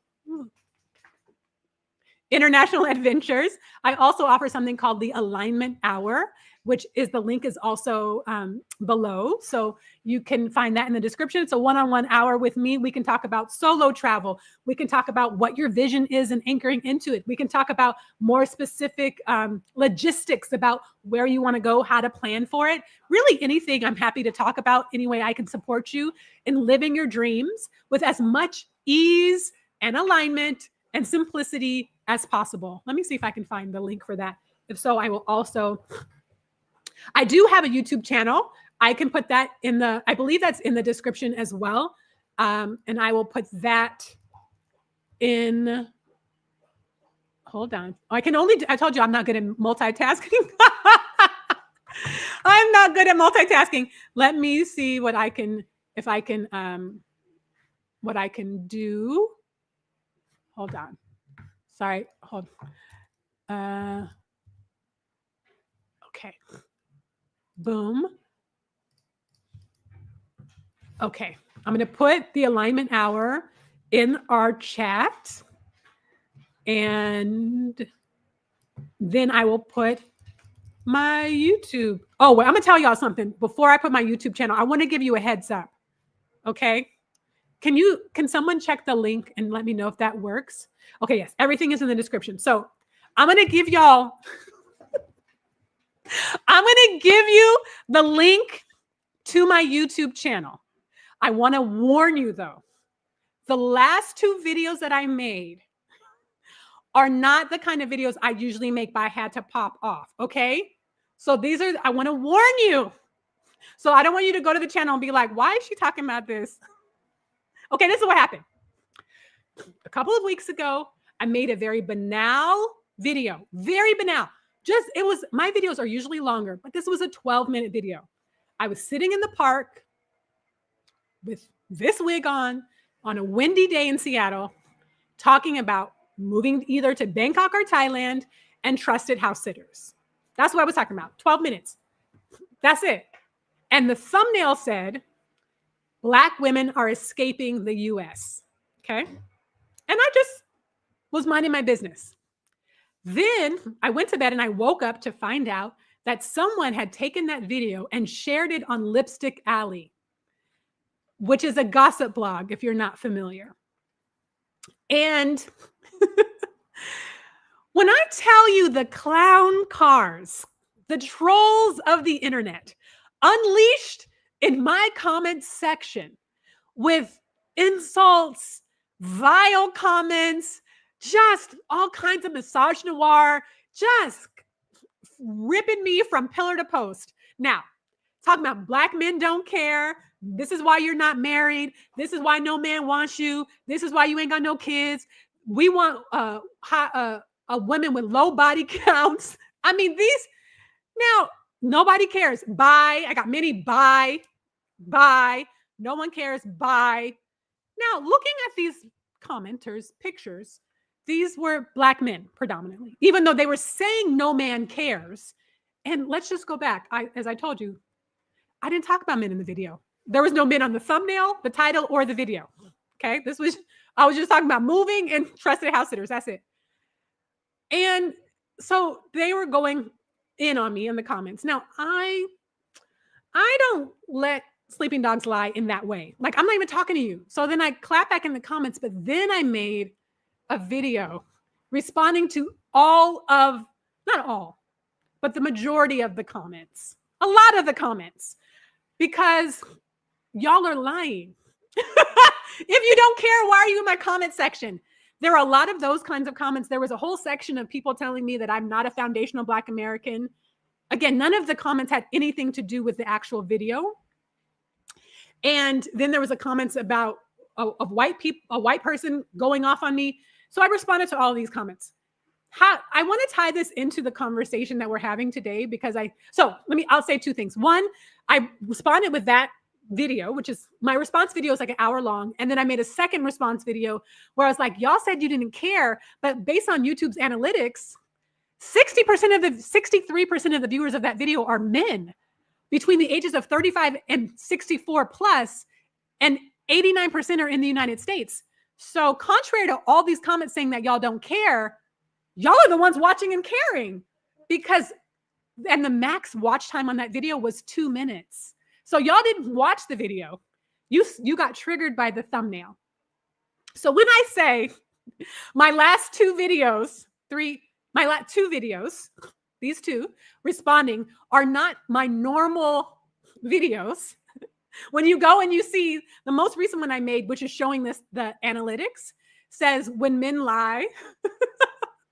I had to, when men lie. So if you go there and you see these videos clapping back, just know I normally don't talk about that, but I felt called and compelled. Now, how does this tie into this conversation that we're having today? That I tied both of those videos into the point of my channel, which is creating success on your own terms from a place of ease and alignment. Because the whole point of both of those videos for me was haters gonna hate. Karen's gonna be mad. People gonna try and stop you because all those men in that comment section are brothers, are fathers, are husbands, are co-parents, are sons. They are in people's active and real lives. They aren't just mysterious clowns on the internet. They know Black women. And if they're doing that to me, a complete and total stranger on the internet, I can only imagine how they're passive aggressively, or passively trying to sabotage Black women they know in real life. And that is ultimately what I care about. I don't care about those jokers. I know them and they don't know me. I don't care. I care about y'all. I care about y'all not letting them dissuade you, discourage you, scare you, threaten you, and insult you into staying small, into staying in a box, into staying in a world that they can measure and quantify and control. That's what I care about. So yes, it looks like clapback videos to them, but I'm talking, and I use that to kind of get the conversation started. But the ultimate message in the videos, when you watch them, are encouraging you to see through other people's BS, to laser focus through other people's BS, and move forward in alignment anyway. That is what matters to me. That's the only thing that matters to me. So please, if you feel compelled, you'll see that 12-minute video and you'll be like, she won't talk about nothing dramatic, nothing crazy. This is Luca back here. That's who's trying to eat my breakfast. And then you'll see my clapback videos to their comments. Most of their comments are still there. I deleted the incredibly vile and racist ones because I have no time for any of that. But really, it's a teaching tool. Their comments in the teaching tool their comments and my response videos are teaching tools. Because again, haters are going to hate. The fear that these men were projecting onto me about the thumbnail, I'll say one more, the thumbnail, which says Black women are escaping the US, that's all they needed to pop off in my comments. I have another video, which I talk about in one of my response videos, where I had a video where there's an AI version of me crying, right? And I say something about needing to escape the US, ? Should Black women escape the US? When I tell you 100% of the viewers on that video were women. So in other words, in sum, the video where I say Black women are escaping the US, 69% of my 5,000 people who watched that video were men. On the video that showed me afraid and crying and fearful, no men watched it. They don't care. They don't care. So this is why if you try to get somebody on your side to convince them that you need to leave the US, that this is not the right place for you, and they're like, oh, well, don't worry. They don't care. They don't care. If I'm using my little YouTube channel and my little YouTube experiment, they may be there to antagonize more than they're there to actually assist. And that is what I need you to focus on. That is not actually what I want you to focus on. I want you to focus on your alignment and your action and your activation to get out of here. You can't worry about them. You can't worry about them. Okay. So I will now drop we are the most unprotected and disrespected. You know, I included that Malcolm X quote in the video. In my second video, I included Malcolm X saying that in 1963, saying that Black women are the most disrespected, unappreciated people in the country, in America. I included that quote because I'm like, this is further evidence. And I think it's probably gotten worse since he said it in 1963. Exactly. Okay. Let me just go back and see if I missed any. Okay, let me find my channel. I know it's in the description, but just in case, it's helpful to have it in the chat. Let me put it here too. Okay, boom. That's my channel. Okay, let me see if there are any other questions, anything I can answer. I just want to make sure we have all of the bases covered. Thanks, y'all, for being here. Love Love a pop-off video. Me too. Because sometimes we need to say what needs to be said. Exactly. I saw folks they got mad, y'all. The clown cars. Okay. My nose is still running. Why was Belize the place for me? This is what I loved about, okay, I already told you I love heat, sun, sunshine, and Black people, right? I love that. But what makes Belize stand out in my experience of it more than any, maybe one of the, it's the first place I experienced it, and then I've experienced it in other places like Cuba, but it set the tone for me. It's the people. The Belizeans were so kind and so warm and so welcoming. I thought they were faking it. I did. It's like I said, it was my first time experiencing it. And I was like, what do they want from me? Like, I didn't even have that kind of edge to me. I didn't have a chip on my shoulder, but it was so markedly warm and so markedly kind and so markedly easygoing that I was like, it took me a few days to be like, oh, no, I don't want anything. This is just the culture. And that I loved. That felt like an exhale to me. That felt like a massage to my heart and soul. Truly. Okay. Sometimes you have to show you're crazy to people so they won't F with you. I pull out my gangster every now and then. Exactly. Their tantrums were showing. Exactly. This is what I learned. When they aren't the central focus, they tend to malfunction. Thank you for watching. Because I'm like, y'all are lying. You're saying men aren't watching, but 63% of the video watching are men. And Google owns YouTube, so I know that they're accurate. So what else you got? I agree. It does indicate that some healing. I missed the first one what you were responding to. Oh, but you love a good pop-up video. Okay, thank you. All right, y'all. I'm just making sure I didn't miss anything. Thanks, y'all, for being here. Thanks for the encouragement and the support. They do need a media literacy course. Popping off having a oh, goodness. Okay. Anything else I need? Okay. Anything else I need to answer, to tell y'all, everything, any way to get in touch with me is below. And I do Instagram, but I only post on my stories really. So YouTube is my favorite place to connect. Thank you for being here. And thank you. I'm full up and full of joy and deep appreciation. Thank you for Rashida for having me. Thank you all for being here. This has been a wonderful conversation. I hope you have a beautiful day. Sending so much love from Seattle and hope to see you out and about, bipping and bopping in the world somewhere. Bye. Take care.